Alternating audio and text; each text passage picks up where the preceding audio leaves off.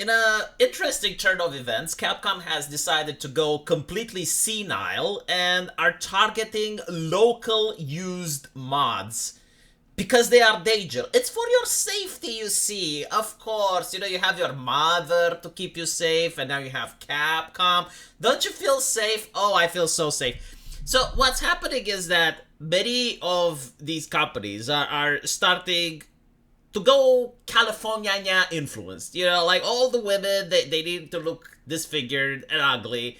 They're not exceptions. Like given Capcom, like they haven't gone all the way where the United States is at. They haven't made their own Abby from the last. Well, actually, they did. You know what I'm talking about. But they still have like characters that are good looking. They still have their Juries and they still have their Camis. But take into account they recently started going down the mentality that the consumer is always wrong and the consumer doesn't know what they want and fan service is evil. So in 5 more years, I expect more characters will look like Marissa and less like Cammy. The problem they are facing though is that the evil consumer is at it again. They are making mods in order to improve the graphics of the characters that they want to play with. And Capcom can't have that because reasons. I don't know. I think like part of the ideology is literally this. Like they don't articulate it anymore, but it comes from intersectional feminism, where if you show a man a beautiful female character, they turn into a rapist.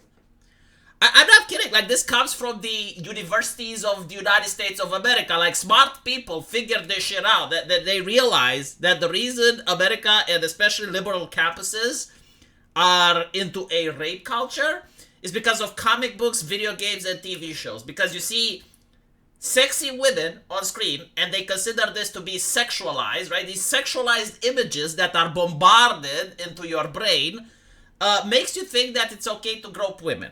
Again, smarter people than you have thought this. Like the experts have decided. This is the scientific consensus.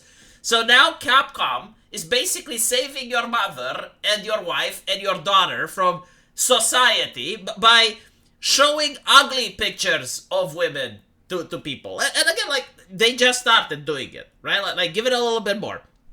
But, you get to notice, like, Resident Evil. Oh my god, we need to dress up the main character. Quick, put the burqa on that bitch. Like, every fictional character is treated with so much disrespect that it baffles my brain. You have, like, fictional characters that have so many real-life women cosplaying them that it goes to show that, like, women actually like sexy characters as well. Men everyone likes sexy characters, but, like, no. We gotta be the most conservative type of people imaginable. Like, if there's even the smallest amount of cleavage, then you haven't dressed the fictional character enough. It needs more clothing, more layers of clothing. And once you dress them all the way up, because we saw what happened with the United States, right, and their developers.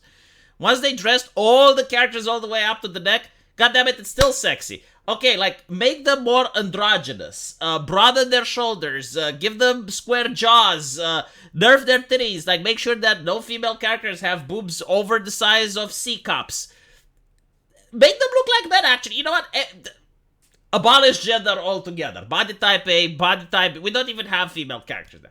And again, like, the problem is the evil consumer, the evil customer that just doesn't understand that this is for their own good, and they resort to modding the game. So now you have the developers that are livid that this is happening, right? Like, the idea of choice shouldn't even exist as a concept for the player. So they are going after mods. And it's interesting because mods used to be the only avenue of freedom and free expression left. It's like, what happens in the sanctity of your own bedroom is not Capcom's business. At least that is what the gay rights activists used in order to legalize gay marriage. It's like, what's happening between two consenting adults in their own bedroom is no one else's business. And I agree with this. But apparently Capcom disagrees, and many modern thinkers disagree. Like, no, the mods you install on your computer is our business. It is society's business. So it's interesting that they are comparing modding the same with cheating. And this bewilders me yet again, because even this argument doesn't hold any weight. Like, cheating is only bad when it's happening online. Cheating is only bad when it's happening in multiplayer.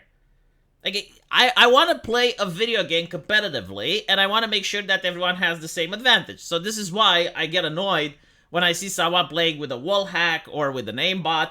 Like, these things are disruptive for the gaming experience when you play online. But if someone wants to cheat offline, no one cares. Like, if someone, there used to be those trainers on Dirty Little Helper, if you guys remember that back in the day. Probably a lot of you who are youngsters don't even know what I'm talking about. But, like, you have these trainers and you would install them alongside Diablo. And all of a sudden, you get access to any item you want in the game. You get to level up your character to whatever level. But, like, I never had a problem with that. Because that was, like, a single-player thing. I would never want to play with that character online. Like, if someone else were to play with a character that's, like, max level and he got cheats in order to do it, and he's got, like, all the good gear in the game and he used it by cheating, yeah, I wouldn't want to play with that character in multiplayer. But if some guy, like, in his own house does it, why would I care? Like, it's his fun, he paid money for the game. Allow him to play the way he sees fit. But no, like, we're not going to do that anymore. Apparently it's bad. And the way Capcom does it, like, from what I understand, theoretically, like, if the game requires an online-only connection, they could actually crack down on modding. But they don't even do that. They just ask Nexus Mods. Like we saw what happens with the Naked Ashley mod. They complained to Nexus Mods. And because Nexus Mods is the hub of mods, they decided to ban that thing. So a lot of people ask, it's like, okay, well, why is Nexus Mods a thing then? Like, why don't people just go to other websites? And the reality is that making mods is very expensive. Especially if you want to mod a AAA game. It takes a lot of time, a lot of effort, and a lot of energy from the modder in order to accomplish it. So the modder would like, number one, for people to play the mod, because that's the sole reason that they are making it. And the second reason is that they would like some financial compensation.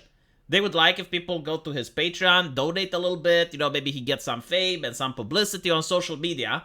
And unfortunately, the only way for that to happen is to put his mod on Nexus Mods. The public doesn't even care about other websites. Like, I looked at what happens, like, there was another website, I think it's called Based Mods. And it's the mods that got censored from Nexus Mods over there. No one cares about that website. People don't go there. Right? Like, people want to go where the action is. And unfortunately, the action is other fascist censors. And they have become fascist censors because they have advocated their website as something that's free, that people can use. So anyway, right, regarding Capcom, they consider mods to be like cheating. For some reason, they believe that mods reflect on the company, which is like the most bizarre thing that I've ever heard. I mean, there are naked mods for Street Fighter. And if you download them, it doesn't influence the online experience. Like, you're the only one that gets to see the character that's naked. You get to see it on your screen. But, like, no one is thinking that Capcom is making pornography just because you have the option to install a mod where you get to play as naked Chun-Li or naked Juri. Like, no one is making that argument. I don't know where Capcom is even getting it from. But again, I think, like, the social justice activists that are interested in controlling what you get to see on your screen is feeding this bullshit to the people at Capcom and saying, oh, by the way, like, if you allow these mods, like, it's going to influence the way people view your company. And can you imagine, like, what this mindset will do? Like, if literally every single mod is going to have to pass the social justice purity test in order to be allowed? Like, I can't even imagine, like, if you make it so that the mindset is that a mod affects the company, because this is like the mindset that they pushed in order to control YouTube. It's like the ads that are showed on the channel are basically is the company endorsing that channel. And no one is thinking like that, but like that's what they went with. Then any type of modder that is going to want to do something and spend like maybe, I don't know, like 3 weeks or 2 months developing a mod is always going to be afraid. It's like, okay, but like what if the company doesn't want me to have it there and they're going to ask Nexus Mods to take it down? You're literally going to have less mods than you do now. I'm predicting it.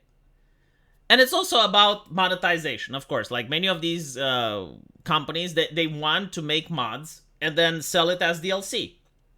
But no one wants to buy their mods when you have like the lewd and the naked and the cool, exciting mods that are free.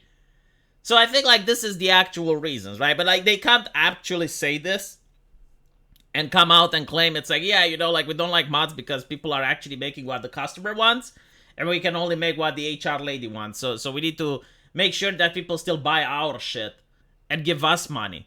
So I think like this is the main reason why they're so livid about something that you install on your computer and only you get access to it. Yeah, it's a very disgusting tactic from a company that, unfortunately, it makes some good games. I mean, Resident Evil 2 Remake was great. I personally even like the latest Street Fighter. But the way things are going, it's very depressing. Let me know what you guys think. And as usual, I will see you in the comment section. Take care.